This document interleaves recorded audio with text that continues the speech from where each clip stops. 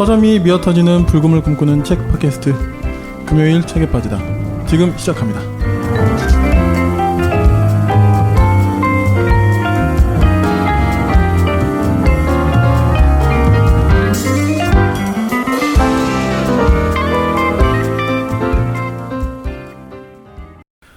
이제 그 첫 에세이집에 대해서 좀 이제 저희가 다뤘던 책이기도 하고요. 좋아하는 게 너무 많아도 좋아라는 에세이인데요.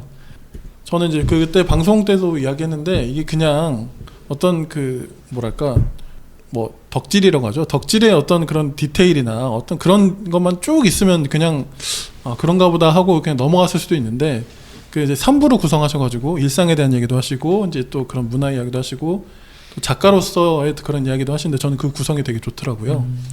뭐 이 에세이집은 또 어떻게 시작되셨고 또 이야기 해주시면 어떨까요? 벌써부터 웃음이 터졌다.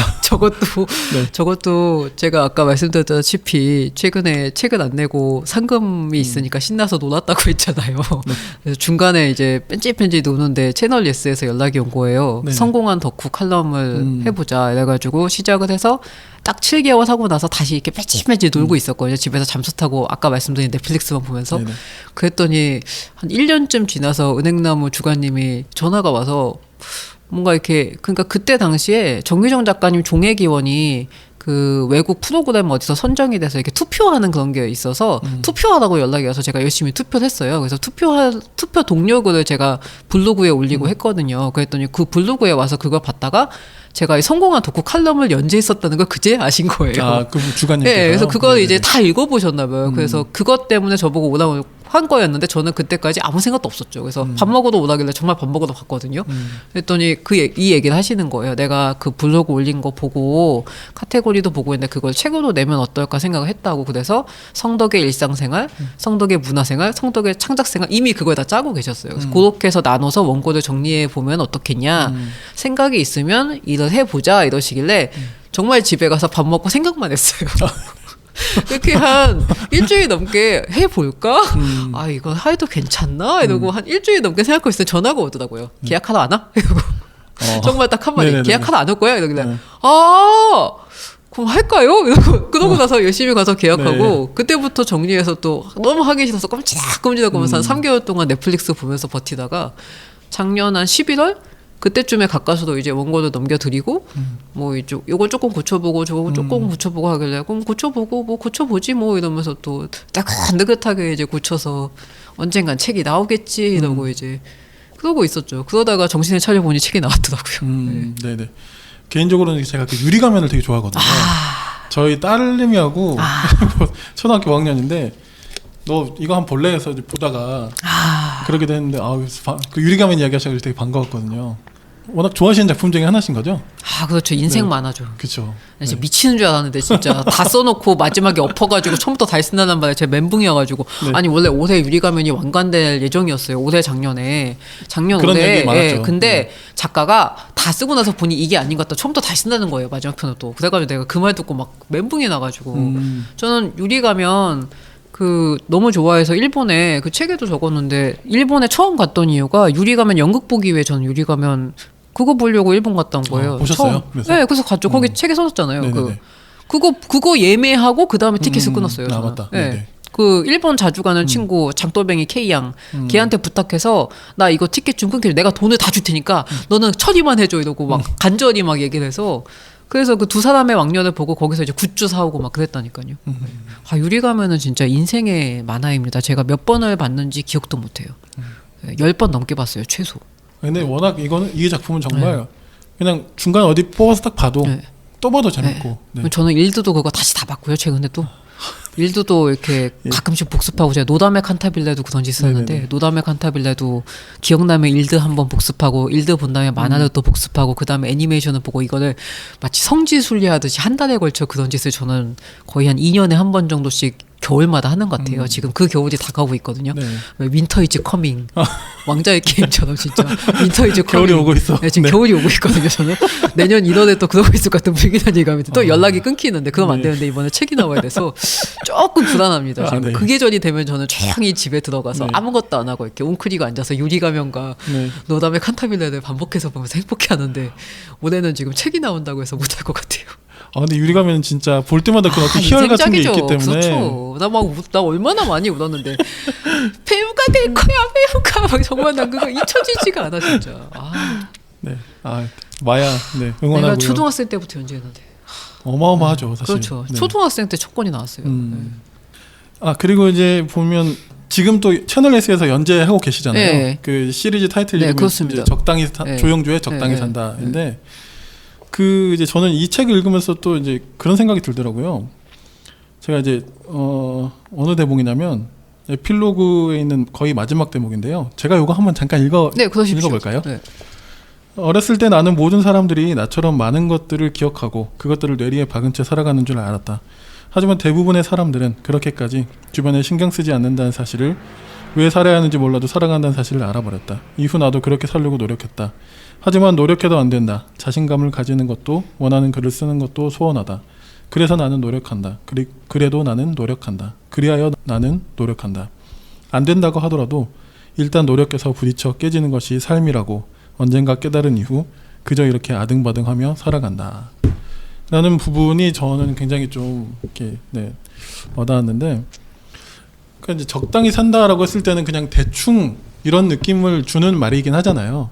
근데 이제 사실 그게 진짜 의미는 어쩌면 제 혼자 하는 생각이지만 작가님이 하시고 싶었던 이야기는 그냥 삶에 있어 좀 기대치를 좀 낮추고 살아가면 어떨까. 그러니까 근데 사실 그 기대를 낮춘다는 게 좀 실패감을 가져올 수도 있고, 그렇지만 또 반면 기대를 낮췄기 때문에 뭔가 그래도 좀 완전히 쓰러지지 않고 계속 살아갈 수 있는, 그러니까 이런 두 가지의 의미가 좀 포함되어 있다는 생각이 좀 들더라고요. 사실대로 말씀드리자면은 전혀 그런 생각은 아니었고요. 아, 네. 저는 귀촌을 했는데요. 경기도로 귀촌을 했거든요. 그래서 네네. 그 적당히 산다의 첫 번째 에피소드 자체가 제목이 경기도로 귀촌했습니다예요. 저는 여유 있는 삶을 되게 원했어요. 그러니까 아까도 말씀드렸지만 저는 바리스타를 올타임 바리스타도 했었고, 그리고 바리스타 일하면서 글도 쓰고 해서 너무 힘들었거든요, 사는 게.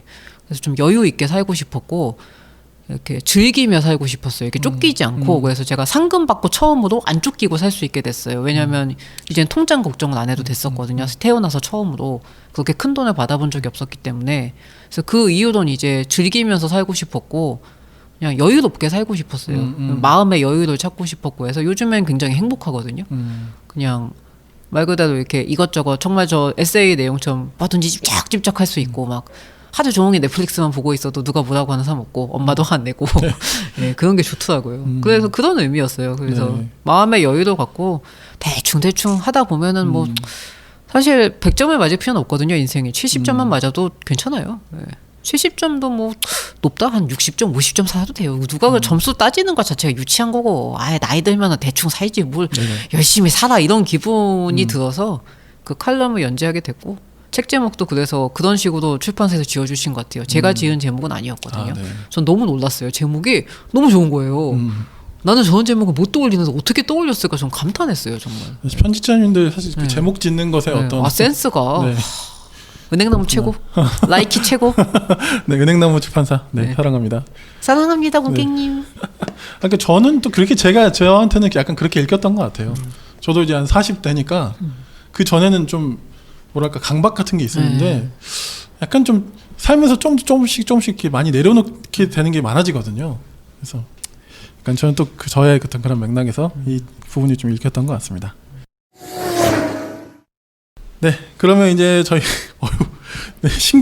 신간 이야기를 이제 마침내 가까스로 넘어갔다 네. 시간.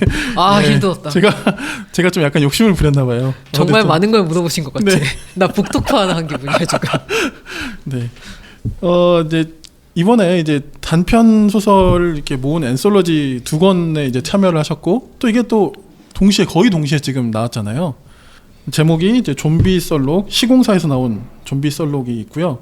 여기에는 이제 김성희 작가님, 전건우 작가님, 정명섭 작가님, 그리고 조영주 작가님과 차무진 작가님 5분께서 이렇게 쓰셨고, 고전과 근대 소설을 좀 약간 재해석 또는 좀 약간 비틀고 그걸 또 차용해서 이렇게 새롭게 소설을 단편 5권을 엔솔로지로 묶으셨고, 또 한 권은 이제 모두가 사라질 때라는 제목입니다. 지구 종말 엔솔로지. 그래서 이런 타이틀. 이거 저는 사실 이 지구 종말 엔솔로지 이 말만 보더라도 되게 흥미가 확 구미가 당겨가지고요. 저는 좀 종말 이런 거 좀 좋아해서. 네. 또 이 작품도 이제 5분의 작가님이 써주셨고요. 여기서도 이제 정명섭 작가님, 조영 작가님 2분이 다 같이 참여하셨죠. 그리고 신원섭 작가님, 김선민 작가님, 김동식 작가님 이렇게 5분이 또 써주셨습니다. 이 엔솔로지 2권에는 어떻게 좀 참여하게 되셨는지 궁금한데요. 좀비 솔록이 먼저 계약을 했어요. 네네. 좀비 솔록 같은 경우는 올해 초에 이제 집에서 뺀지뺀지 놀고 있는데 이제 작년에 이제 제가 슬슬 글을 쓰고 있다는 소식이 정명섭 작가님께 알려진 거죠. 그래가지고 슬슬 이제 카페홈즈 배경으로 해서 단편을 써보지 않겠냐고 해서 그 카페홈즈에 가면 엔솔로지 계약을 하고 나서 얘가 이제 내년에는 드디어 장편을 낸다고 하니까 그렇구나 하고 가셨어요. 그러더니 1월에 갑자기 전화가 오더니 시공사에서 좀비를 주제로 해서 고전이랑 엮어가지고 작가들 5명이랑 해서 이렇게 책을 내려고 한다. 그래서 내가 그 얘기를 하다가 조영주 얘기를 했더니 시공사에서 조영주 작가님도 같이 하시면 좋겠다는 얘기가 나왔다. 그렇게 얘기를 하길래 제가 가장 먼저 놀랐던 게 시공사가 나를 어떻게 알고 그거 하자고서요. 내 거 책을 읽었대 이랬더니 시끄럽고 할 거냐고 그러길래 제가 그 좀비를 제가 아무것도 모르는데 제가 어떻게 쓸 수 있겠냐 이랬더니 그냥 쓰면 쓸 수 있는 거야. 그냥 무조건 쓴다고 막 하라고 하시길래 네. 그러면 제가 거기서 단서를 걸었어요. 그럼 정건우 작가랑 차무진 작가님을 같이 넣어주셨으면 좋겠다니까 넣어주겠대요.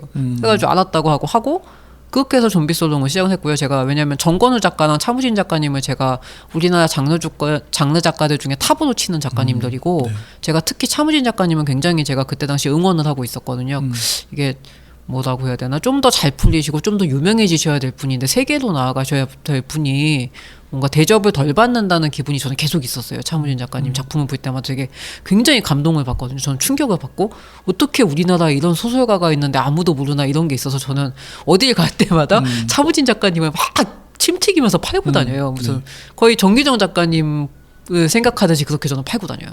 그렇기 때문에 그런 게 있어서 그걸 단서를 걸고 시켜달라고 해서 알았다고 해가지고 그게 오케이가 돼서 저걸 하게 됐고 이제 모두가 사라질 때 같은 경우는 카페홈즈에서 일이 시작된 건데 제가 이제 잠깐 한 8개월 정도 카페홈즈에서 잠깐 이렇게 단기간으로 아르바이트를 했어요. 일주일에 3번 뭐 그 정도만 출근하는 정도로 해서 카페홈즈에서 근무를 한다고 하니까 이제 사람들이 신기해하는 거죠. 조영주가 바리스타 그만뒀다더니 카페홈즈에서 요즘 단기간으로 일을 한다더라. 구경 가자 이러면서 제가 계속 저기서 취직하는 거야. 네, 정말 다들 구경 오겠다고. 아니 그동안 잠수 타서 못 보던 애가 있다니까. 게다가 저를 모르던 사람들도 추리소설가인데 카페홈즈래. 제 홈즈 소설 쓰는 애인데 그래서 다들 신기하다고 다들 오는 거예요. 그렇게 오던 사람들 중에 저 요다 관계자가 있었던 겁니다. 요다 엔솔로지를 짜려고 김선민 작가랑 정면섭 작가님이 같이 회의를 하고 있었는데 옆에 이렇게 지나가면서 이제 커피 갖다 주니까 종말 할래? 종말? 이러는 거예요. 네? 이러고 뭐라고 해요? 그래서 우리가 이런 기획을 짜고 있는데 하고 싶으면 껴주겠다 이러길래 멤버가 누구누구인데 나랑 얘랑 저희 김동식이랑 이렇게 얘기를 하는데 김동식 작가 있습니다. 해볼래요. 그 사람 신기해 이러고 정말 그랬어요. 네. 그 사람 신기해라고 말하고 네네네. 저 해보겠다고 했어요. 아니 그 사람이 그 회색 인간으로 뜨고 있어 제가 되게 흥미를 느끼고 있었거든요. 네네네. 그래서 이제 계약을 또 그렇게 하게 된 거죠. 그리고 그런 식으로 이제 김동식 작가 만나서 특이하니까 제가 적당히 산다 칼럼에 취재도 해보고 그랬었어요. 네. 신기한 거 좋아하거든요. 근데 그 모든 그 엔솔로지의 중심에 정명석 작가님이 계시네요. 별명이 출판계의 다이소입니다. 어딜 가도 다 다이소요? 있다고. 네. 근데 약간 뭐랄까 기획에도 굉장히 능통하신 것 같아요. 그렇죠. 네, 굉장히 놀랍고 또 재밌고 그리고 이제 저는 그런 생각도 좀 들더라고요. 엔솔로지가 일종의 작가의 연대인 것 같다라는 생각이 들고 이제 제가 또 이제 채널 예스에 쓰신 최근에 쓰신 글 중에 이제 고독 그것이 작가의 일이라는 제목의 글에서 제가 좀 약간 발췌를 했는데요. 이것도 제가 한번 읽어볼게요. 대부분의 경우 작가에겐 동료가 없다. 작가는 각기 공간에서 어둠 속 스탠드 불빛 하나를 벗삼아 글을 쓰고 그림을 그린다. 고독 그것이 작가의 일이다. 그렇게 많은 작가들이 SNS에 빠져드는 것이리라. 작업을 하는 내내 쓰지 않은 태블릿이나 컴퓨터 한 켠에 SNS를 켜놓고는 타임라인에 올라오는 같은 처지의 작가들, 그들의 일상을 그대로 내버려두는 것이리라. 작가는 자신의 고독을 공유하는 것만으로 힘을 낼 수 있는 흔치 않은 생물이기에 한 작가 역시 내게 그런 고독의 동료가 되어주었다. 새벽 지금 여기 내가 깨어있다고 말해주는 듯한 접속 중의 푸른빛, 묵묵히 서로의 글에 좋아요를 눌러주는 끈질김. 네, 제가 이 대목을 이제 가져왔는데, 그러니까 이 엔솔로지 작업을 하는 그 작업 자체도 좀 작가님들한테는 좀 원동력이 될 수도 있겠다. 네, 맞아요. 그런 생각이 좀 네. 들더라고요. 하시면서 좀 그런 작업하면서 받는 에너지 이런 네, 거가 그렇죠. 좀 있으셨나요? 올해는 뭐랄까 되게 많이 시너지 효과가 나고 있는 것 같아요. 제가 올해 엔솔로지 작업을 이것 말고도 상당히 지금 많이 하고 있거든요. 그러니까 정면섭 작가님이 정말 어미새가 새끼에게 주동자. 먹이를 갖다 네. 주듯이 저희 작가들을 두루두루 이렇게 여기저기 끼워 넣고 계신데 저는 처음에는 이런 거에 대해서 이런 걸 왜 하나라는 그런 좀 그런 회의감 같은 게 있었어요. 네네. 근데 정면섭 작가님이 오락구나라고 이제 연말이 다가오니까 제가 가만히 속으로 생각을 해보니까 그 한국에는 장르 문단이라는 게 제대로 있다고 인정을 받은 적이 없어요. 물론 추리소설 작가 협회가 있지만 그건 그들만의 리그라고 생각하고 대중에 그런 식으로 문단이 있다고 이렇게 느끼게 만든 적이 없었거든요. 근데 이번에 엔솔로지 작업을 굉장히 많이 하면서 제가 스스로 어쩌면 이런 게 바로 우리가 생각하던 제가 갖고 싶었던 장르 문단이 아닐까라는 생각이 들더라고요. 저는 처음 추리소설을 쓰기 시작했고 그 박강규 선생님이 우리나라의 김래성 작가 얘기를 하면서 막 되게 안타까워 하실 때부터 그런 꿈이 있었거든요. 우리나라에 장르 문단이 있었으면 좋겠고 가능하다면 마스모토 세이초처럼 마스모토 세이초는 일본에서 장르 문단을 만든 사람이나 마찬가지거든요. 네. 그 사회파 추리소설의 창시자 막 이런 식으로 얘기를 하는데 그런 식의 인물이 있어서 우리를 이렇게 이끌어주는 사람이 있으면 참 좋겠다고 생각했는데 정면섭 작가님이 딱 마스모토 세이초 역할을 해주고 계세요. 정말 그 정도로 빠르게 쓰고 많이 쓰고 여기저기 팍 다니고 애들 막 되게 키워주고 하시는 게 그래서 덕분에 지금 장르 문단이 생기고 있는 것 같아서 저는 되게 좀 기뻐하고 있습니다. 네, 그래서 이대로 잘 됐으면 좋겠습니다. 장르 문단이라는 표현을 해주셨는데, 그러니까 저도 이제 좀 보니까 소설을 좀 개인적으로 좋아하는 독자의 입장에서는 저뿐만 아니라 많은 독자들도 그렇게 점점 바뀌어가는 것 같고, 장르니 순수 문학이니 그렇게 더 이상 그런 구분점이 크게 의미가 없어진 시대가 오고 있는 것 같긴 해요. 네. 구분점이 의미가 없다고 생각하지만 실제로는 갭이 되게 있어요. 그렇죠. 왜냐하면 실제로 이런 문학상 같은 걸 수여를 하잖아요. 뭐 한국 일본 문학상이나 뭐 오늘의 작가상 이런 거 연말이 되면 시상을 하는데 그런데 이제 저희 같은 장르 작가들이 올라가는 일이 거의 없었어요. 근데 최근 들어 조금씩 이제 장르 작가들 이름이 거론이 되고 그러면 와 대단한 일이야 이러고 막 확 설레받으셔요. 그럼 저는 약간 속으로 불쾌할 때가 있어요. 아니 장르 작가라서가 아니라 저 사람이 정말 뛰어난 작가라서 그런 거니까 장르는 빼고 말했으면 좋겠다 이런 그러니까요. 기분이 사실 있는데 아직도 그런 게 좀 있거든요. 저는 실제로 제가 상을 타고 어디 다른 시상식에 갔다가 저는 담담하게 세계문학상 같은 얘기는 안 하고 그냥 추리소설 써요 그랬더니 앞에 있는 사람이 대놓고 웃더라고요. 풋 이러면서 진짜 웃었어요. 제 앞에서 면전 내고 막 웃더라고요. 그래서 아무 말도 안 했어요. 그냥 그래 마음대로 해라 무슨 추리소설 정말 이러더라고요. 네. 그리고 저 그런 말도 들었어요. 아니 왜 그렇게 생겨서 추리소설 써요? 정말 저 그런 말도 들었어요. 면전에서. 무슨 그런 네. 여자가 무슨 추리소설 써요도 들었고 굉장히 사람들이 그런 말이 차별이라거나 이상하다고 생각을 못하는 것 같아요. 일반적인 사람들은. 네. 이게 참. 네, 저는 근데 정말 좀 이상한 현상인 것 같아요. 네. 그냥 글쎄요, 뭐 하나의 스타일이라고 저는 생각이 들고 이게 워낙 오랫동안 쌓여져 온 어떤 그런 문학의 그렇죠. 네. 흐름이라는 것도 뭐 인정할 부분도 있고 하지만 사실 그것이 어떤 차별점으로 작용해버리고 이런 건 너무 좋지 않은 것 같고. 네, 그렇죠. 그래서 저도 그 붉은 소파 탔을 때도 되게 솔직한 평을 들었을 때 뭐였냐면 얘기가 순문학 하는 사람이 추리소설 흉내낸 건 줄 알았대요. 제 거 소설 읽고 그렇게 느꼈다고. 그러니까 저는 그렇구나. 어렸을 때 문학 공부를 했고 어렸을 때부터 이제 저는 사실 등단을 하라고 순문학 쪽으로 하면 내가 이끌어주겠다는 선생님들이 많으셨어요. 근데 저는 순문학이 사실 뭔지도 모르겠고 일단 저는 순문학을 읽으면 좀 졸리더라고요. 사람이 죽어야지 전 재밌나 봐요. 그래서 그때부터 취향이 안 맞아서 못했던 건데 그러다 보니 그게 되게 강하게 있나 봐요. 제 문장이나 그런데 그래서 이제 그런 권유를 되게 많이 받긴 했었어요. 그런 거죠 뭐 사는 게. 네. 그래서 세계문학상 타실 때 약간의 짜릿함도 좀 있으셨겠어요. 아까도 말씀드렸다시피 네네네네. 이게 잘못된 건 줄 알았다니까요. 짜릿하지 않고 나 주변 무서웠어. 친구분들도 사실 본심에 올랐다고 하니까 친구들 막 웃겨 죽고 그러니까 뭐 이거 그런 뭐야 반응이 말도 안 돼 막 있었다고 이러고 하니까. 나는 네. 정말 당황했고 나 이래도 돼? 나 진짜 돼? 괜찮아? 막 이러면서 이게 정말 괜찮은 일일까? 뭔가 잘못된 거 아닐까 하는 생각밖에 안 들었어요. 네. 하여튼 뭐 점점 시대는 바뀌고 있으니까 네. 앞으로도 더 좋은 작가님들 또 눈 밝은 독자들이 많이 생겨날 거라 생각이 듭니다. 그럼 좀비 솔록을 쓰시기로 이제 하실 때 어떻게 운수 좋은 날을 좀 고르게 되셨는지 그것도 좀 제가 궁금한데요. 아, 그 사연도 되게 웃긴데 네네. 제가 좀비도 잘 모르겠고 네. 고전도 읽어본 지 오래된 것 같아서 작가님이 먼저 조매 작가님 말씀하시는 거예요. 나는 만복사 저푸기도 골랐고 차무진 작가는 소나기도 골랐고 정건우는 사랑방 손님과 어머니를 한대. 너는 피해서 딴 거 골라보라길래 처음에 저는 그냥 아무 생각 없이 그럼 굳이 갔을까요? 이랬어요. 구하구와 수표의 구야 약불하냐 번작이 있겠냐 뭐 이거 있잖아요. 그 얼핏 외우고 있는 게 그것밖에 없던 거예요. 그래서 거부가 머리를 내놓아라. 네네네. 그렇지 않으면 산채로 구워 먹으리.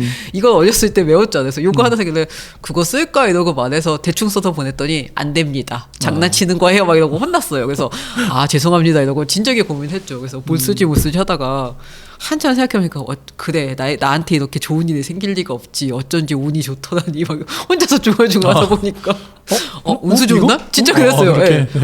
이러면서 진짜 이러고서 좀 운수 좋은 날 써볼까요? 그랬더니 써! 이러고 쓰는 겹치는 상관 없어 썼어 이러길래 이제 쓰겠다고 하고 나서 또 이제 정말 땅을 파고 들어가는 생각으로 어쩌면 좋지 고민만 한 5개월을 하면서 한 글자도 없어 계속 고민만 했어요. 그러다가 이제 한 5개월쯤 지나서야 그 정혜연 작가님이라고 계신데 정혜연 작가님이 작년인가 재작년에 좀비 관련 엔솔로지 그것들이라는 거를 하나 참여를 하셨었어요. 거기에 아이라는 걸로. 네. 그래서 그때 좀비 관련 그거 책 쓰시느라고 좀비스라는 엄청 두꺼운 벽돌만한 네네네. 크기의 책을 읽으셨다고 저도 주시겠대요 그걸. 그래서 그거 읽고 공부하시면 쓰실 수 있지 않겠냐고 하길래 무조건 달라고 해서 그 책을 읽다 보니까 저는 좀비가 그렇게 종류가 많은지 몰랐거든요. 그냥 좀비는 그냥 그 데드 얼라이브 이런 느낌 그냥 살아있는 시체들의 새벽 뭐 그런 것만 생각하고 있었어요. 전 조지 로메오 감독 영화 봤으니까 아니더라고요.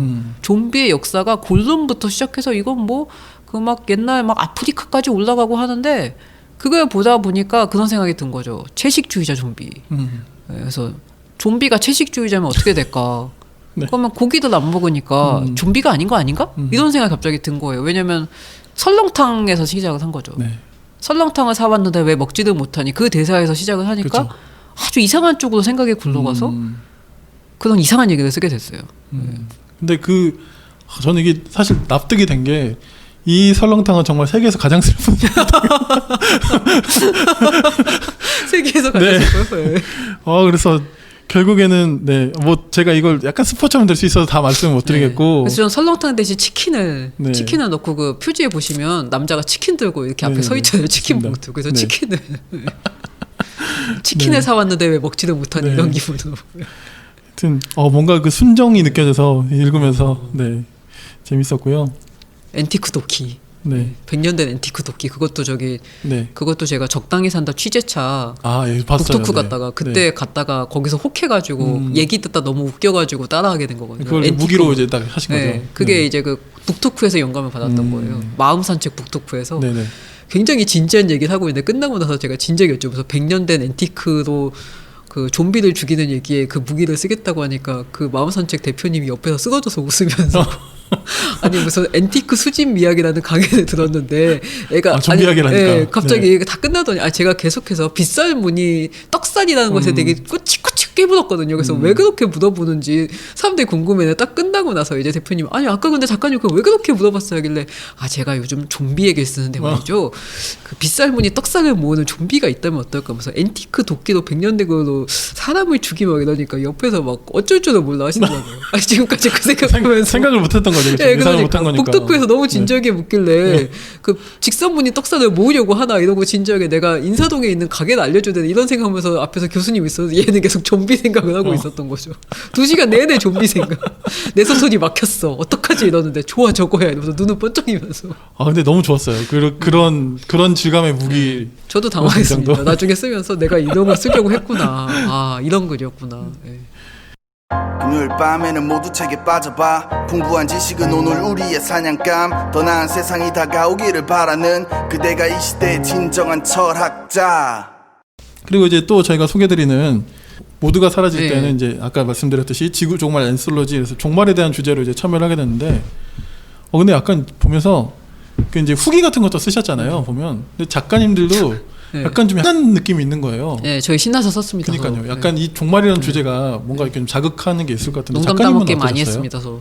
작가님은 좀 쓰시면서 어떠셨는지. 저는 참고로 말씀드리자면 그 아포칼립스물도 잘 안 읽기 때문에 저것도 그러시구나. 처음에는 내가 이걸 네네. 어떻게 써 했어요. 그리고 저는 로맨스 소설도 아까 들어보셨지만 어렸을 때 읽은 책들이 삼국지, 수우지, 서유기, 드래곤볼 이런 네네. 애였기 때문에 순정 만화도 그렇게 좋아하지 않았거든요. 저는 사실 그러다 보니까 로맨스 쓰라는데 눈앞이 캄캄하더라고요. 그래서 큰일 났다 이러는데 마침 또 사건이 터진 거죠. 또 칼럼 사건.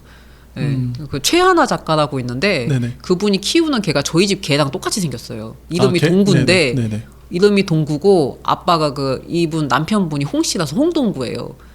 네, 홍동구인데 네네. 제가 이 책을 이제 카피홈즈 출퇴근할 때 읽으려고 들고서 제가 경춘선을 타고 출퇴근을 하거든요. 네. 그래서 경춘선을 타고 이제 별생 없이 딱 읽었는데 책이 뜻밖의 너무 감동적인 거예요. 첫 부분에서 멍하니 읽다가 이거를 읽다가 제가 상봉에서 갈아타는데 열차를 상봉이 종착역이거든요. 정말 책만 들고 이러고 내려버렸어요. 가방을 위에 놓고. 그래서 가방은 까먹어버린 거예요. 이 책이 너무 좋아서 넋이 나가서 네. 되게 감동을 받은 거예요. 처음에 그 서문에서. 그래서 너무 좋다. 이거 꼭 칼럼 써야지. 이거 내리고 나서 한참 걸어가서 에스컬레이터 타고 내려가다 보니까 한 손에 핸드폰 있고 한 손에 책이 있으니까 응 됐네 하고 가다 보니까 되긴 뭐가 돼 이러고 놀라가지고 뛰쳐 올라가서 연구실에 가서 네. 제가 가방을 놓고 내렸어요. 이래가지고 가방을 찾고 이제 딱 카피홈즈 가서 생각해 보니까 어머 이걸로 써볼까? 딱 그 생각이 든 거예요. 홍동구 내가 가방을 놓고 가게 만든 건 네가 처음이야. 딱 이러면서 이제 시작을 한 거죠. 네. 그래서 남자 주인공 이름은 홍동구가 네, 됐고 네, 네. 이제 그렇게 쓰고 나서 이제 최하나 작가님께 미리 양해를 구하고 내가 이러저러해서 홍동구를 주인공에서 소설을 쓰게 됐다. 그렇게 됐다 보니까 막 되게 기대를 하셔가지고 다 쓰고 나서 이제 보내드렸는데 너무 감동을 하시는 거예요. 자기 소원이 우리 동구가 사람으로 태어났다면 어떤 인생을 살았을까 궁금했대요. 너무너무 걔를 사랑하거든. 진짜 그래서 막 감격하신 게 정말 막 느껴지네요. 막 울면서 자기가 우리 동구가 장성을 해서 아나운서가 되고 연애도 해 막 이러면서 네. 막 우는 거예요. 그 사람이 너무 좋다고. 난 진짜 기가 막혀가지고 나는 저거 분명 웃긴 내용이었던 것 같은데 이 사람 얘기 듣고 나니까 절절한 로맨스가 나 절절한 로맨스 아닌데 뭔가 내용이 오해의 생각이었고 이거 말고도 여기 실존 인물이 한 명 더 등장하거든요. 그리고 박소혜 작가님 같은 경우도 실제로 제가 연애 같은 얘기에 관심도 없기 때문에 별로 안 하는데 이분은 시키지도 않았는데 처음 등장한 날 이렇게 정말 7개월에 대한 만사고도 정말 그때 나타났어요. 그러더니 이 남편이랑 연애하고 결혼한 얘기를 들려주시면서 사랑은 교통사고라고 막 정말 그 얘기를 하신 거예요. 웃기잖아요. 네. 외워뒀죠. 그래서 나중에 또 허락을 받고 제가 이런 장면에 본명을 불편하시면 안 밝혔는데 본명 넣어주세요 이러길래 왜 본명을 넣는 거 싫지 않나 이러길래 알았다고 하고 본명 넣고 이제 등장을 시켜드렸더니 너무 좋아하시면서 혼자 책 팔고 계시더라고요 요즘에. 페이스북에 막 도배하고 계세요. 약간 효과가 있네요. 내가 지금 데뷔했다고 내가 소설에 데뷔했다고 난리가 나셨어요. 지금 며칠째 일주일째 흥분하셨어요. 네. 그 뭐지?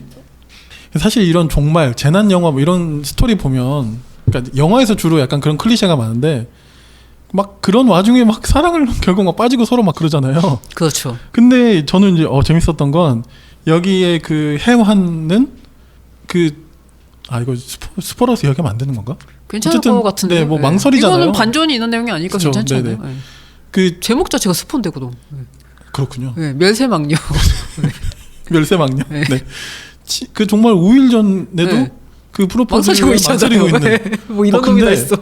와 이게 진짜 사실은 리얼하지 어떤 면에서 않아요? 진짜 리얼리티라고 생각이 들었거든요. 제가 실제 저러거든요 성격이. 되게 이렇게 아까 왜 계약할 때 네네. 계속 고민하다 결국 화내가지고 가서 계약하는 것 좀 전 진짜 망설임이 많고 네네. 소심하고 게으르고 좀 그래요. 뭐 그냥 지금 이대로 괜찮다면 이대로 지내도 괜찮다가 소심이기 때문에 그게 저의 소신이다 보니 적당히 산다 예스 칼럼도 쓰고 그런 거라서 누가 이렇게 밀어붙이기 전까지는 알았어 이러고 막 알았어 내가 지금 너무 귀찮은데 알았어 이렇게 되는 스타일이라서 제 캐릭터가 많이 들어간 것 같아요. 그래서 저 상황이 만약 저한테 똑같이 저런 상황이 일어난다면 저 진짜 계속 망설이고 있을 거예요. 아니 근데 실제 네. 뭐랄까 이걸 또 막 어떤 모범이래. 어떤 모델 케이스로 할 수는 네. 없는 거지만 대부분 사실 어떤 뭐 그런 제가 사실 연애 이런 한지 너무 오래돼서 제가 결혼한 지 너무 오래돼서 제가 뭐라고 말씀드리긴 좀 그렇지만 그 당연히 망설여지고 그런 거잖아요, 사실. 네, 그렇죠. 네, 그래서 저는 이 굉장히 종말이라는 어떻게 보면 약간 판타지적인 그런 소설에 갑자기 극강 리얼리티가 확 나타나는 그런 재미가 좀 되게 좋았거든요. 그것도 있었고요. 네. 최근에 이제 썸에 대한 얘기가 되게 많더라고요. 그래서 주변에 좀 자료 조사를 했죠. 인터넷도 네네. 뒤져보고 주변 사람들 얘기도 듣고 썸 타는 애들 얘기도 듣다 보니까 무슨 생각이 들었냐면 요즘 애들이 말하는 썸은 옛날에 연애하던 거랑 똑같아요. 옛날에는 그것도 연애라고 말을 했는데 요즘 그렇죠. 애들은 그걸 썸이라고 말하는 거고 이런 썸이라는 말 자체가 나오게 된 게 제 생각엔 SNS 때문인 것 같더라고요. 예전에는 이렇게 SNS를 통해서 쉽게 사람들을 만날 수 없었잖아요. 쉽게 연락을 주고받을 수도 없고 그렇기 때문에 무조건 만나야 됐잖아요. 사람이 만나지 않으면 서로의 감정을 확인할 수 없었고 그리고 무조건 전화통화를 해야 됐잖아요. 전화기도 없었으니까. 그래서 그땐 썸이라는 게 거의 없었죠. 왜냐하면 썸을 탈 만큼 서로의 간을 볼 수 있는 매체가 없었거든요. 근데 요즘 사람들은 보니까 썸을 탈 수 있게 된 게 SNS가 있기 때문에 서로 계속 관찰을 하고 있어서 예를 들어서 이런 거잖아요. 제가 친구들한테 여자애들이 특히 그런 얘기를 하는데 여자애들이 저한테 하는 얘기 중에 가장 많은 얘기가 뭐냐면은 저한테 이렇게 보여줘요. 이렇게 이 사람이 이렇게 무슨 인스타가 있으면 인스타 가정 예를 들어 인스타 계정이나 페이스북 계정 보면서 이 사람이 이런 것을 올렸어. 이거 나 보라고 올린 거 아닐까? 이런 말을 해요. 그래서 저는 속으로 비웃죠. 뭐 개소리야 이러면서 인스타는 나 보고 싶은 거 보고 누가 널 신경 쓰고 올려. 그냥 낚시 흐리게 쓰고 이러는데 겉으로는 어머 그럴 수도 있겠다 이렇게 말해주거든요. 왜냐면 이 사람은 그 감정에 그냥 젖어 있는 거잖아요. 그렇죠. 그냥 그 사람이 날 좋아할지도 모른다는 생각. 날 생각해서 이런 글을 올렸을 거라는 그 기대치. 그냥 그걸 그냥 받고 싶으니까 그런 말을 듣고 싶어서 저는 그런 말을 하고 생각을 하는 거죠. 요즘 시대의 썸이라는 건 어떤 걸까? 왜 사람들은 자꾸 눈치를 점점 더 많이 보게 될까? 차라리 깨지고 시작하는 게 낫지 않아? 이런 생각을 하다 보니까 저런 얘기가 그런 생각들이 여기에 이렇게 계속 망설이고 밀당을 하는 내용으로 들어간 것 같아요. 실제 너무 많더라고요. 저렇게 지내는 게. 그렇죠. 사실 만나야 연애하잖아요. 왜 안 만나고 그러는지 모르겠어 다들 나는. 왜 안 만나고 서로 이렇게 SNS만 계속 염탐을 하는지 모르겠어 친구들이. 그러니까 보면 그 지금 젊은 친구들이 썸이라고 말하는 그것을 저희 세대 혹은 저희보다 윗세대들이 이렇게 다 보고 나면 저것도 연애하는데 지금 왜 저러지? 뭐 다 그러잖아요. 네. 전 연애잖아 뭔 소리야 이러면서. 네. 아니 하루 종일 서로 뭐 카톡으로 연락하고 뭐 잠자기 전에 자장가 들려주고 그러면 연애하는 거 아니냐고. 다만 얼굴만 안 봤을 뿐 아니야. 내가 진짜 이러거든요. 네. 근데 참 희한한 게 그러고 나서도 만약에 나중에 그러고 막 서로 인터넷에서만 그러고 막 몇 년씩 알았다고 쳐봐요. 그렇게 막 몇 년씩 알고 지내고 그랬다가 몇 년이 지나서 서로 얼굴을 본 거야. 근데 서로 아닌 거야. 그럼 그게 어떡할 거야? 그래서 이런 생각을 늘 해요. 네. 아무튼 잘은 모르겠지만 어떤 그런 현재는 지금 젊은 친구들은 그렇게 주로 굉장히 많은 생각이 들더라고요. 그런 하고 얘기들을 그러니까. 너무 많이 들어서 요즘에 진짜 많더라고요. 그렇게 지내는 애들이. 그냥 네. 너무 외로워서들 그러나?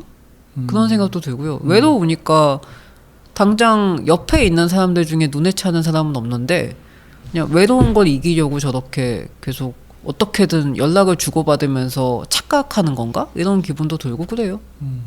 그 시간에 그냥 책 읽지. 그리고 이게 좀 모르겠어요. 그 쉽게 이거를 좀 너무 타격을 덜 받으면서 이별할 수 있는 장점도 있지 않을까요? 뭐 하여튼 그런 생각도 그러니까 겁쟁이들인 거죠 다. 부딪히기 무서운 거죠. 그래서 SNS에는 내가 좋은 모습만 올릴 수 있고 요즘엔 카메라 앱이 그렇게 좋다면서요. 저는 스노우 뭐 이런 거를 거의 안 써봐서 모르는데 그 스노우 앱이라는 걸로 사진을 찍으면 저 스스로 깜짝 놀라거든요. 모르는 사람이더라고요 얼굴이. 저는 안면인 직장이가 있기 때문에 실제로 제 얼굴도 못 외울 때가 있어요. 그래서 거울 보면 가끔 놀라거든요. 제가 전주 모르고 누가 쳐다보고 있어서. 근데 저더라고요. 근데 스노우 앱으로 찍은 사진을 보면은 저는 이 사람이 제 친구인지 못 알아보겠더라고요. 친구들 중에 되게 중독된 애들이 있는데 걔네 스토리 막 이렇게 올라오고 그러거든요. 그러면 그 친구 거 보면은 엄청난 미녀야. 근데 내 친구는 제가 아니거든. 혼란을 느껴 진짜. 네. 그래서 그런 게 많은 것 같아요. 되게 허상이잖아요, 허상. 네. 그러니까 하여튼 여러 가지 좀 생각이 들게 하는 그런 대목이었고. 네.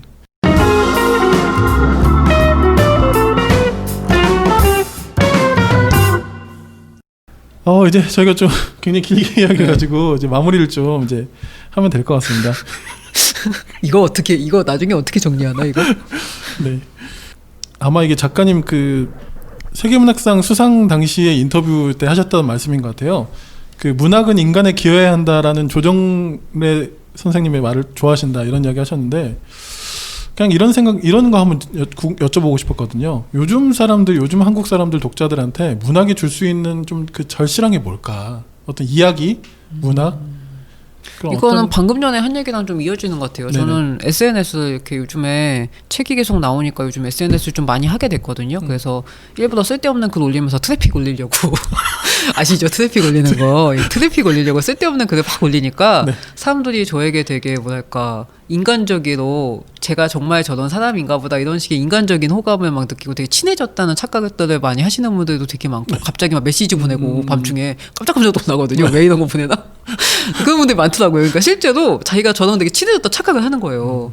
그러다 보니까 근데 나는 사실 그 사람하고 친하다는 느낌이 전혀 없고 그렇죠. 내가 올린 거는 트래픽 끌려고 올린 글인데 아니 나는 실제로 친한 사람들하고는 카톡으로 연락하고 전화하고 얼굴을 보고 저는 네. 사람은 얼굴을 봐야지 만나는 걸 생각하기 때문에 그런데 이 사람들은 엄청난 착각을 하고 있더라고요. 그래서 그런 생각을 하다 보니까 왜 그런 착각에 빠지는 걸까?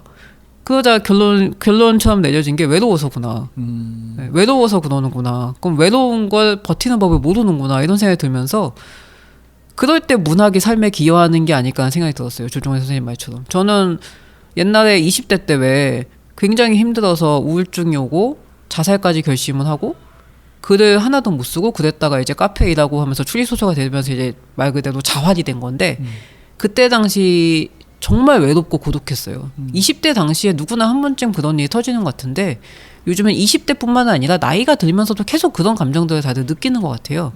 근데 저는 그때 당시에 제가 그걸 어떻게 극복했느냐 생각한다면 역시 글을 쓴 거였거든요. 글을 쓰고 책을 읽고 영상을 찾아보고 하면서 계속 자기 자신에 대해 생각을 많이 했어요. 나는 어떤 글을 쓸 수 있는 사람인가? 나는 어떤 삶을 살고 있는가? 내가 쓰는 삶이 내 글이 된다면 내 글에서 어떤 걸 표현해야 될까? 이런 생각 계속 끊임없이 했던 것 같아요. 오히려 사람은 덜 만나고 그랬더니 조금씩 내면이 단단해지면서 SNS에 그렇게 신경을 많이 안 쓸 수 있게 된 것 같거든요. 사실 SNS 하면서 저는 막 중간중간 정말 이거 닫아버리고 싶은 충동을 전 되게 많이 느껴요. 제가 스트레스 많이 받거든요. 보면서 내가 왜 이렇게 친절하게 하고 있죠? 이러면서 이거 세이즈 정신. 이거 못돼 처먹었네. 이거 실제로는 이렇게까지 친절한가 내가? 막 저는 그런 식으로 자기 성찰을 계속해요. 물론 아시는 분들은 너는 실제로 그런 사람이라고 하는데 저는 못 믿겠어요. 전 제가 되게 못된 사람 같다는 생각을 많이 하거든요. 그것도 착각이겠죠 아마. 그냥 적당히 살고 있는 거고 뭐 그렇게 될 텐데. 그래서 제가 볼 때는 SNS를 하는 많은 그런 외로워하고 SNS 많이 하는 사람일수록 SNS 앱을 좀 핸드폰에서 지우고 책을 읽든 글을 쓰든 자기 혼자 가만히 있는 시간이 있어야 된다고 생각을 해요. 그리고 제 생각에 소설이나 재미있는 소설 아니면 재미있는 만화 이런 것들은 특히 그런 거에 도움을 주는 것 같아요. 네. 그리고 그게 영상 매체가 아니라 글로 된 매체였으면 하는 이유는 영상을 보면은 완전 빠져들어서 생각을 할 수가 없어요. 근데 글씨는 보다 보면 내가 쉬잖아요. 잠깐 쉬고 밑줄을 그는다던가 이걸 옮겨 적으면서 생각을 할 수 있는데 저는 그런 행위가 인간의 고독을 위로한다고 생각해요. 그렇게 고독을 위로하고 자기 자신이 어떤 사람인지 성찰할 수 있을 때 그런 감정에서 벗어날 수 있지 않을까. 저는 그런 생각을 하면서 계속 책을 쓰고 글을 쓰고 그런 메시지를 사람한테 되게 보내고 싶어 하는 것 같아요. 글을 쓸 때마다. 네. 그게 실제로 제가 글을 쓰고 책을 읽으면서 느꼈고 지금 작가가 되겠다고 안 하겠다고 하면서도 결국 제가 소설가가 됐고 스스로도 소설가가 될지 몰랐거든요. 저는 저 같은 사람은 소설가가 안 될 거라고 생각했는데 소설가가 됐는데 그런 생각 덕분에 버텼던 것 같아요. 그냥 메시지를 전달하고 싶어서. 네. 외로운 건 나쁜 게 아니고 그냥 외로운 건 외로운 거고 그 안에서 내가 뭔가를 할 수 있다는 그 사실을 책을 통해서 알 수 있으면 좋겠다. 그런 것 같아요. 네. 네. 그게 조정래 선생님이 하신 말씀이고 제 텀블러에 적혀있는 말이죠. 네. 네. 저도 페이스북 처음에 막 할 때 신기해가지고 이게 막 이런 사람한테 친구 걸어도 되나? 막 했는데 막 받아주면 막 좋아하고 그랬다가 어느 순간 저도 되게 좀 부담스러워지더라고요. 그리고 이제 그런 거 있잖아요. 나는 그냥 올린 건데 한번 뭐 나한테 댓글도 없고 뭐 그런 사람인데 어느 날 갑자기 대면을 했는데 오, 잘 보고 있어. 오, 너 뭐 그랬다. 약간 좀 너 격하게 지금 공감하고 계시거든요. 아, 약간 좀 씁쓸하더라고요. 물론 저도 그래서 좀 조심하게 되기도 하고. 네. 근데 그 이야기해 주신 그 외로움 때문이다라고 말씀하신 게 정말 저도 공감이 됐습니다. 네. 네, 이제 하여튼 SNS는 적당히. SNS는 적당히. 네. 아주 좋은 저희가 또 홍보용이 아니면 하지 맙시다 열심히. 나는 홍보하느라 요즘 죽겠습니다. 그러니까요. 댓글에 일일이 답글에 다는데 시간이 너무 많이 가서 글 쓸 시간이 없어요. 네. 나 좀 일주일에 하나씩 올려보고 싶은데 그러면 트래픽 떨어져가지고 네. 책 안 팔릴까봐 무서워서 하루에 글을 5개씩 올리는데 힘들어 죽을 것 같아요. 그러니까 오늘 파케 오면서 엄청 올렸음. 이제 집에 가면 안 올려도 될 거야 이러면서 안심하고 있음. 오늘 일정량을 파케한 거 내일 올릴 거예요. 일정량 트래픽을 이제 하신 아니, 거죠. 나는 이렇게 개수 세요. 몇 개까지 올려야 되나. 왜냐면은 몇 개 정도 올렸을 때 가장 반응이 좋을 게 있거든. 그래서 근데 실제로 그렇게 작동하기도 하고요. 네, 그래서 하루에 5개 정도 올려줘야지 사람들이 엄청 놀라요. 그래서 막 관찰하고 답글 다 달아줘야 돼. 친절하게. 저 나름 책 팔려고 되게 열심히 삽니다. 그리고 저는 그런 독자님들이 되게 감사하고요. 실제 네. 그분들이 네네. 제가 이렇게 상대해주면 너무 기뻐하시면서 책을 사서 인증샷도 올려주시거든요. 그래서 저는 정말 고객님들 정말 좋아합니다. 사랑합니다, 고객님. 사랑합니다, 네. 팔로우. 그러니까 가장 좋은 거는 댓글도 좋고 다 좋은데요. 구매가 가장 최고의 네. 구매 안 하는 최고입니다. 사람들은 내가 답글도 다 주기 싫어 진짜. 구매하려고요. 생각 좀 해볼게 이러면 갑자기 막 짜증이 나. 이모티콘 하나 달아주고 네. 도망가고 싶어. 내가 얼마나 참는데 진짜. 그러니까 구매 인증샷이 가장 최고의 댓글이다. 당연하죠. 네, 이걸 제가 강조드리면서 얼마나 중요한 건데 나한테. 내가 SNS를 이렇게 열심히 네. 하고 있는데 내가 잠수도 안 타고 글 써야 되는데. 신간 나올 때마다 혈안이 돼가지고 아침부터 밤까지 24시간 동안 SNS를 지켜보고 있어요. 내 거 글 누가 올리나, 내 거 소설에 대해 하루 종일 보면서 내 거 소설에 대해 얘기하거나 내 거 에세이 얘기하면 좋아요 다 눌러주고 답글 다 달아줘요. 네. 이렇게 피곤하게 진짜요. 살고 싶지 않더라고요. 그러니까요. 네.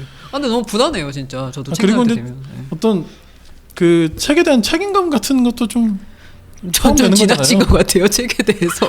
아니 보통 작가들은 책을 네. 내면 출판사가 알아서 팔겠지 한대요. 근데 네. 저는 그걸 못 하겠어요. 내가 다 팔아야 될 것 같아. 그래서 네. 매번 책 나올 때마다 이러고 끙끙거리고 막 혼자 책 팔려고 막 계속 홍보글 올리고. 그렇군요. 아이, 글쓰기도 바쁘신 분인데 하여튼 그러니까요. 네. 원고가 밀리고 있다고. 네. 그러니까 지금 이제 좀비썰록 모두가 사라질 때 네, 많은 좀 구입 네, 네. 부탁드리고요. 이제 그러면 앞으로 이제 좀 계획 뭐 작가님 차기작 이런 것도 좀 궁금한데요. 네, 좀 말씀해 주시면 어떨까요? 지금 일단 아까 말씀드린 그 요다에서 나온 종말 엔솔로지 관련해서 이번에 요다에서 종말 관련돼서 소설이 2편이나 동시에 나왔어요. 하나는 네. 이제 좀비썰록에서 같이 작업을 하신 차무진 작가님의 인더 백이 나왔고요. 그리고 저희 거 모두가 사라질 때까지 해서 합동 북토크를 합니다. 11월 26일에 저녁 7시 반 카페홈즈에서요. 그래서 그곳에서 이제 제가 또 사회를 보고요. 그래서 저는 또 지금 사람 안 올까봐 열심히 트래픽을 올리면서 글을 계속 올리고 있고요. 네, 그래서 그날 이제 저희가 지구 종말의 밤이라고 이름을 아예 정하고 지구 종말의 밤이요? 복토크를 할 예정이고요. 네. 그거 외에 이제 강연 요청이 오면 강연을 열심히 다니고 연말에는 이제 제가 장편을 2016년에 내고서 아직까지 발표를 안 하고 있는데 마침내 그거를 이제 그 카카오 페이지에서 선 연재를 했던 반전이 없다가 아마 12월 말에 나올 것 같고요. 반전이 없다. 네, 반전이 없다라고 해서 반전이 없는 추리 소설을 둘러싸고 일어나는 연쇄 살인 사건 이야기입니다. 재밌겠네요. 예, 그래서 이것도 본격 추리 소설이고 이건 네. 에거서 크리스티 얘기가 많이 나와요. 오, 네. 예, 에거서 크리스티가 아가사가 보낸 편지 그거 하도 들어가지고 머릿속에 주입이 됐는지 그 얘기 쓰고 있더라고요. 네, 그리고 이제 혐오 자살이라는 소설이 나올 예정인데 그게 목표는 연말까지 끝내는 건데요. 그날 연말에 저도 나왔으면 좋겠는데 제가 지금 요즘 트래픽을 올리느라고 SNS 그만 봐야 되는데 지금 그러니까요. 전전긍긍하느라 네. SNS 사느라고 조금 속도가 늦어지고 있긴 해요. 네. 이건 제가 2014년부터 준비해온 소설이고요. 계속 쓰고 계속 고치고 계속 디벨롭 중입니다. 그래서 버린 원고가 원고지 4,000장이 넘는 것 같아요.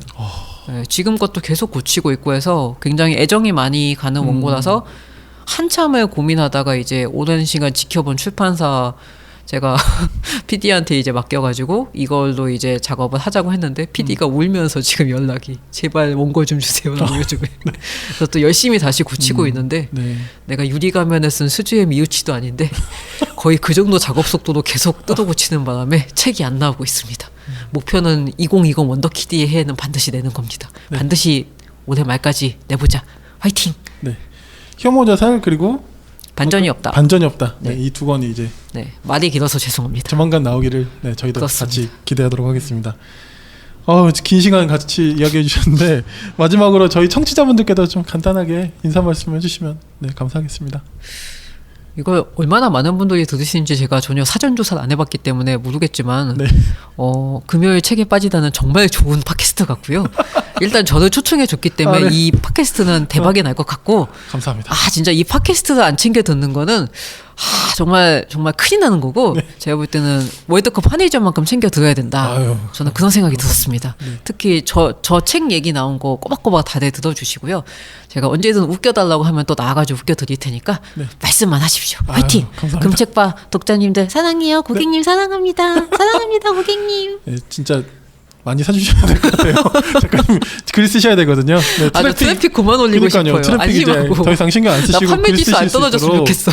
네. 그렇지만 또 어쨌든 저희 이렇게 팟캐스트 나와주셔가지고 너무 감사드리고 또 너무 재밌게 또 저도 정말 빠져들게 막 오늘 진행해서 요즘 북토크 좀 많이 했습니다. 입을 좀 풀고 왔습니다. 그랬어요? 요즘. 예. 네, 또 11월 26일 날도 그날 또 지구 종말의 밤에도 북토크 사회 보신다고 하시니까 관심 있는 분들은 그냥 가면 되나요, 그냥? 그냥 가도 되고요. 네. 그때 그냥 와도 될 것 같긴 한데 일단 사전 신청을 하는 게 있어요. 네. 사전 신청이 교보문고랑 알라딘 쪽 가면은 그 책 제목 치고 들어가면 그 사전 신청 그 페이지 누를 수 있더라고요. 네네. 거기로 들어가서 이제 신청하시면 될 것 같아요. 네. 30명 정원이기 때문에 참여는 그날 찾아왔다고 못 오게 하진 않겠지만 일단은 사전 신청을 해두시는 게 좋을 것 같습니다. 온라인 서점들 링크를 통해서 해주시고요. 요즘 핫한 작가 다 모입니다. 그러니까요. 저 진짜 가고 싶은데.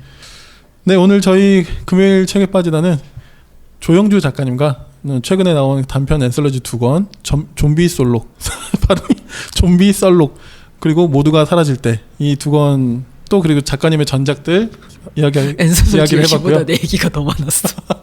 작가님 이야기 들으려고 사실 모셨죠. 네. 다행입니다. 네네. 나 뭐 이렇게 많이 말했지 지금 넋이 나갔어. 제가 약간 너무 이렇게 약간 빨대를 꽂은 것 같은 느낌이어서. 제가 원래 누가 마음이고. 물어보면은 다 대답하는 스타일이에요. 원래 좀 이래요. 저는 하여튼 감사한데. 네. 바람이 열심히 대답해요. 네. 모든 게 그 트래픽 올리는 듯한 그 마인드로. 그러신 것 같아요, 진짜. 트래픽 올리는 마인드로 모든 걸 정성껏 대답하는 습관이 있습니다. 제가 서비스직에 오래 일했다 보니까 바리스타는 친절해야 되거든요. 그니까요. 네. 사랑합니다 고객님 느낌. 얼마나 좋아하는데. 하여튼 오늘 저희 같이 조영주 작가님과 함께 이야기 나눠봤습니다. 오늘 너무 나와주셔서 감사드리고요. 다음에 또 약간 이게 안 될 것 같기도 하고 좀 그렇긴 한데 너무 자주 보시면 안 될 것 같은 느낌. 너무 많이 많아 얘가. 아니요. 너무 감사한데 진이 너무 저희 때문에 빠지시는 것 같아서 돌아가셔서 오늘 그 한 글자도 못 썼어. 나 집에 가서 그걸 어떻게 쓰지? 하여튼 오늘 너무 감사했습니다, 작가님. 네, 감사합니다. 네, 오늘 수고 많으셨습니다. 예, 수고 많으셨습니다. 감사합니다.